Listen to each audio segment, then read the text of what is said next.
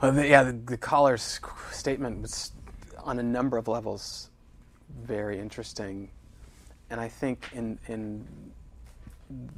as I reflect back on my own personal upbringing and experience, and as I think about how my wife and I are raising our child and how I see other people in our neighborhood raising their kids, whether they're single parents or not, or married parents, or gay parents, so two mothers. All of these different kinds of constellations exist within our community, and I think, fortunately, and I think, Tom, you and I share this, and I think that a lot of the parents in my community share similar values.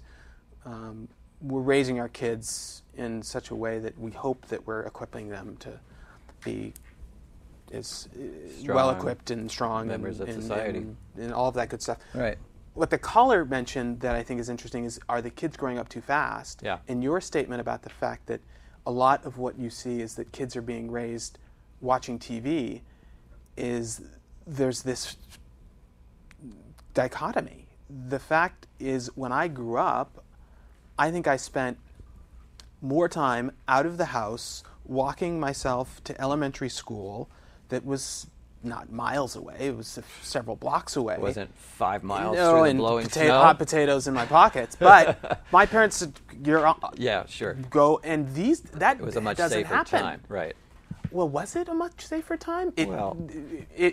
Well, the point is whether it was or a lot of parents think it was. Right. And whether it was or not, I don't have stats to say right. whether it was statistically safe or not. My sense is people are more frightened and fearful now than ever before. Right.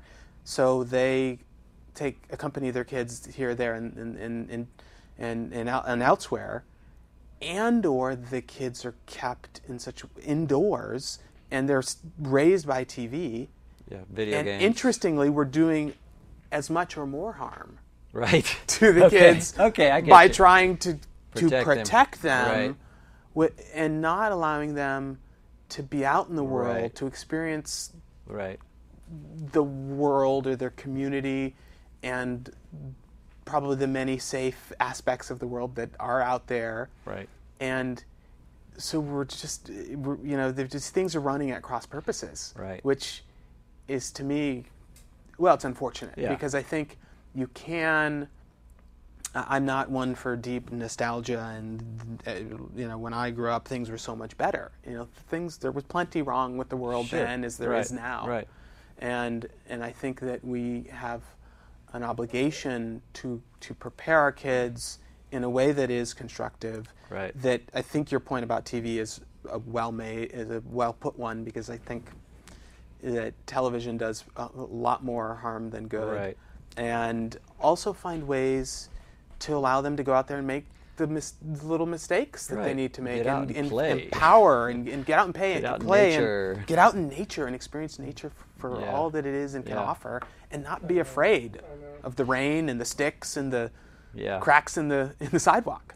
Well, I think there's a whole lot that you and I could say about fathering and parenting, but I do want to get back a little bit more to the men's work per se, and I did want to talk about our group a little bit.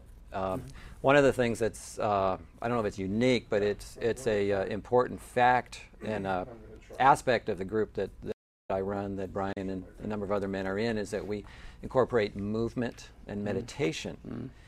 And I'd like to hear what you have to say about this, but what my experience is that the movement that we do, either at the beginning of a session, we have a 2-hour session, we move, or maybe sometimes in the middle we'll kind of act out certain kind of things through movement, it helps get us out of our heads. Yeah. And this is a way that I think men have gotten stuck in the past, is that they'll get around with other men and have a men's group or whether, and they talk, but it's a very mental kind of thing. And I think that what's really important with where men need to go these days is that they need to get down into the heart, get down into the body, have a more embodied experience. And so the movement really provides that. I think it supports that. And then the meditation also is just a chance to get still, to get present.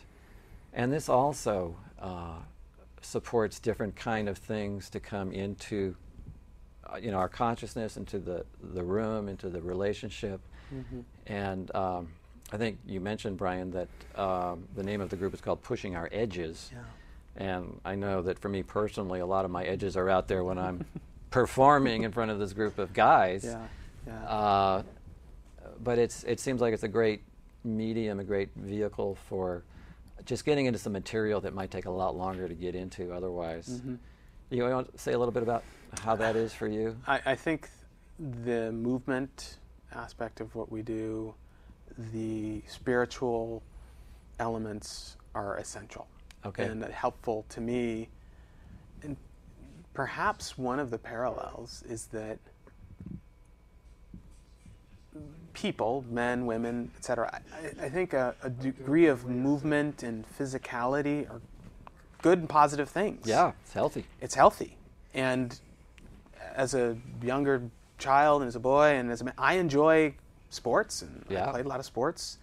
And so I think getting my body and moving is an important part of my kind of routine. Right. And bringing that into this group, I think, does allow for me to get out of my head. Yeah. Because I think I know I spend a lot of my time in my head. I spend a lot of time thinking and contemplating and considering and articulating all, and don't necessarily feel that is necessary or desired to articulate and say everything that may be on my mind. Right. In fact, I sometimes think, if I said everything that just was going around in my head, I don't know if it would be very comprehensible. We'd be here forever. We'd be here forever, and I just could keep talking and talking and talking. And I'm a talkative person.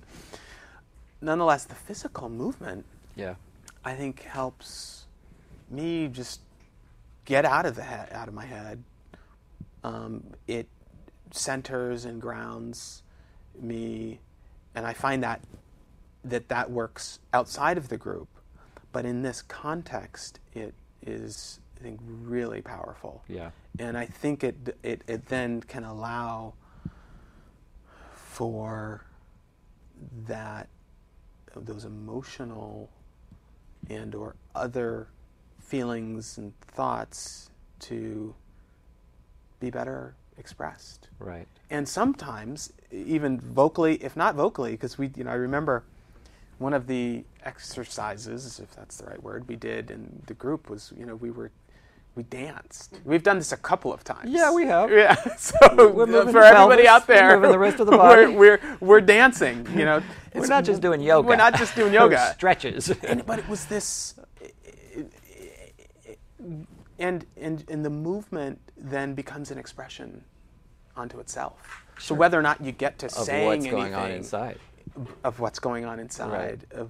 of how you're feeling about, we've kind of dealt with inner emotional issues and also kind of how we're feeling about external issues in the world and global dynamics, and but expressing those without words was again something we did in the group. Pretty I think powerful. Was really powerful. Yeah. And this gets me thinking about what we were touching on earlier, is that, maybe men have a hard time getting to their emotions and then expressing them. Mm-hmm. What actually I found in this group is that it's hard to get the guys to shut up.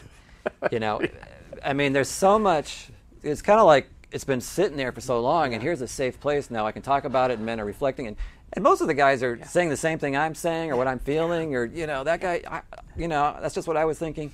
Yeah. So there's a safety component, I think, which is so important. And so we're getting to know each other, we're getting to know ourselves, and we're developing these friendships with other men.